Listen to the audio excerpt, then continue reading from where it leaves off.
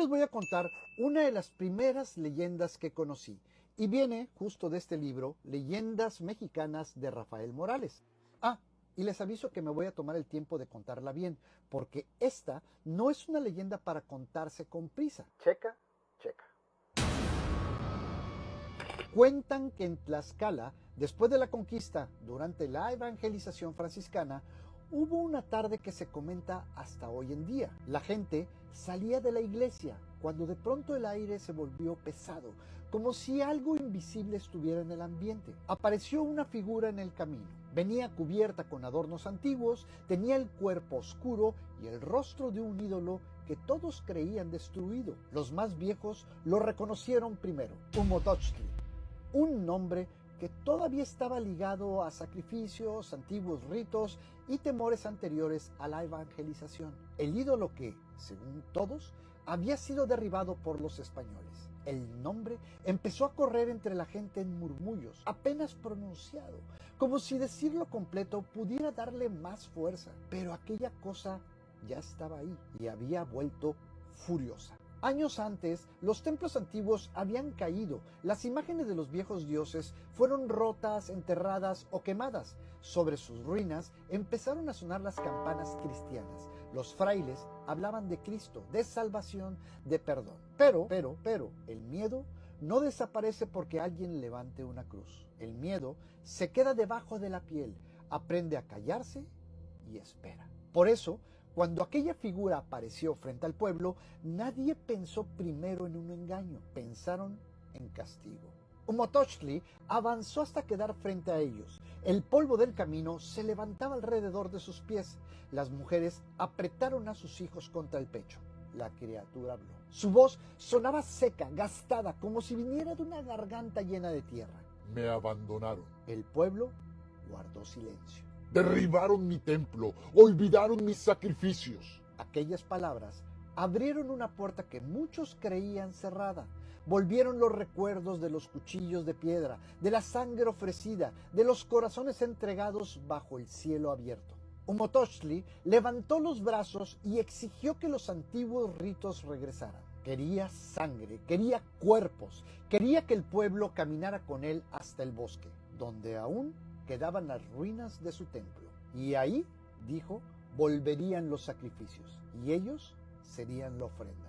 Lo terrible fue que la gente empezó a seguirlo. Acababan de salir de la iglesia, pero caminaban detrás de un dios antiguo como si una fuerza invisible los arrastrara hacia la sombra. El bosque se veía al fondo, oscuro, quieto, con esa profundidad que tienen los lugares donde la gente prefiere no entrar. Entonces, a un lado del camino, 3 niños lo vieron pasar. Miraban con esa tensión brutal de la infancia, la mirada que todavía no aprende a obedecer el miedo de los adultos. Uno de ellos observó a la criatura con cuidado, miró su manera de caminar, su atuendo, sus gestos y gritó: ¡Ese no es Humotochtli! La multitud se detuvo.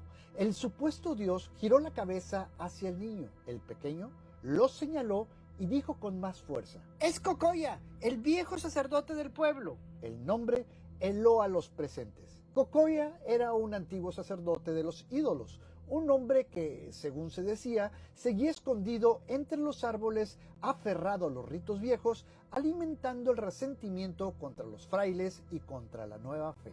Otro niño gritó: ¡Se disfrazó para asustarlos! La gente empezó a mirarlo de otra manera.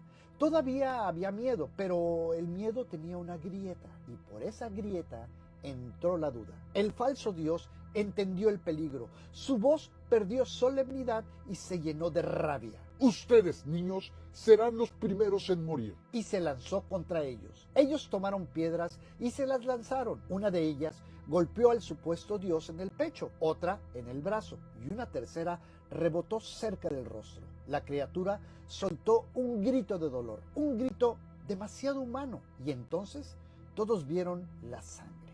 Apareció sobre la piel oscura y los adornos antiguos, roja, espesa, demasiado real para pertenecer a un dios. Una mujer gritó: Lo han hecho sangrar. Aquella frase rompió el hechizo. La multitud miró al ser que minutos antes los conducía al sacrificio. Lo vieron retroceder, lo vieron cubrirse con los brazos, lo vieron sangrar como cualquier hombre. Los niños siguieron arrojando piedras. ¡Es Cocoya! ¡Nos engañó! En unos segundos, el pueblo que iba rumbo al sacrificio se volvió contra él. Los adornos se quebraron, la máscara perdió su grandeza, el supuesto dios intentó huir hacia el campo, pero ya era tarde. La rabia había ocupado el lugar del miedo. Las piedras caían sobre su espalda, sus piernas, sus hombros, y el polvo se mezclaba con la sangre. La criatura tropezó, intentó levantarse y volvió a caer. Al final, dejó de moverse. Nadie se acercó de inmediato. El cuerpo quedó tendido en el suelo, rodeado por un silencio espeso. La gente lo miraba con horror, como si todavía esperara que se levantara para reclamar la insolencia. Y ahí alguien rompió el silencio diciendo que lo cubrieran. Pusieron una piedra encima, y luego otra, y luego muchas más. Cada roca parecía cargar algo distinto: miedo, vergüenza, furia, alivio. Pronto el cuerpo quedó oculto bajo un montón enorme de piedras, una tumba improvisada en medio del camino. Todos pensaron que la pesadilla había terminado. Pero la parte más oscura apenas comenzaba. Los 3 niños fueron al convento de los franciscanos y contaron lo ocurrido. Dijeron que el antiguo dios se había aparecido, que el pueblo casi lo siguió al bosque para hacer sacrificios, que ellos habían descubierto al impostor y que todos lo habían matado a pedradas. El fraile escuchó con el rostro grave. No celebró. Les dijo que ningún hombre debía ser asesinado, ni siquiera uno perverso. Si aquel muerto era Cocoya, debían sacarlo de donde estaba y darle cristiana sepultura. Así que caminaron de regreso al lugar.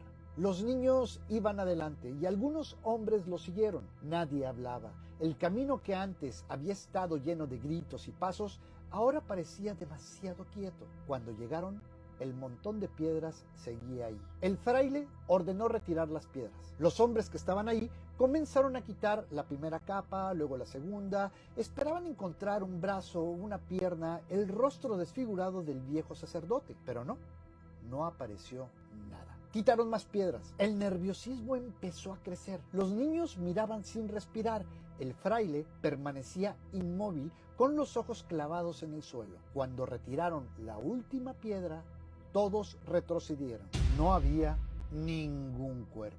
Solo estaban las ropas de Cocoya vacías, aplastadas contra la tierra, como si algo hubiera salido de ellas sin mover una sola piedra. El fraile comprendió lo que el pueblo apenas se atrevía a pensar. Cocoya no había sido solamente un viejo sacerdote disfrazado. Algo había tomado el rostro de Humotoxtli para despertar el miedo antiguo y arrastrar a Tlaxcala de regreso a los sacrificios. El demonio se había vestido de Dios y casi lo logra. Lo vencieron 3 niños que se atrevieron a mirar de cerca cuando todos los demás bajaron la vista. Desde entonces se dijo que Tlaxcala abrió los ojos a la luz de la nueva fe, pero el bosque conservó su secreto y un susurro que aún se escucha. Me abandonaron. Recuerda, los falsos dioses necesitan que les tengas miedo y los demonios también. Soy Mr. Naranjo, gracias por ver el video.